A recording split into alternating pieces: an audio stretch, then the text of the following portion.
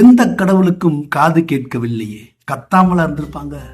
ராமா, கிருஷ்ணா, முருகா, யா அல்லா, Jesus, ஏசப்பா கத்திருப்பாங்கல்ல. எந்த கடவுளுக்கும் காது கேட்கலையே. அவர்கள் எல்லோரும் மேலோகத்தில் கைகோர்த்து கொண்டு ஆடிக்கொண்டிருந்தார்கள். காது கேட்கவில்லை. நாங்கள் அனைவரும் ஒன்றுதான் என்று பல சந்தர்ப்பங்களில் அவர்கள் மனிதர்களுக்கு நினைவுபடுத்திக் கொண்டிருக்கிறார்கள். ஆனால் மனிதா, நீ எப்பொழுதும் என் சாதி, என் மதம், என் இனம், என் படிப்பு, என் பதவி, என் அதிகாரம், என் பணம் என்று என்னிடம் இருப்பது மட்டுமே உயர்ந்தது என்ற ஆணவத்தில் இருக்கும் பொழுது நீ கதறுவது எனக்கு எப்படி கேட்கும்? நீ கதறுவது, கஷ்டத்தில் கதறுவது எனக்கு கேட்க வேண்டும் என்றால் உன் மனதில் உள்ள வேற்றுமைகளை அறுத்தெறிந்து ஒற்றுமையை, அன்பை மட்டும் விதைத்துக்கொள். அப்பொழுதுதான் நீ கதறுவது எங்களுக்கு கேட்கும்.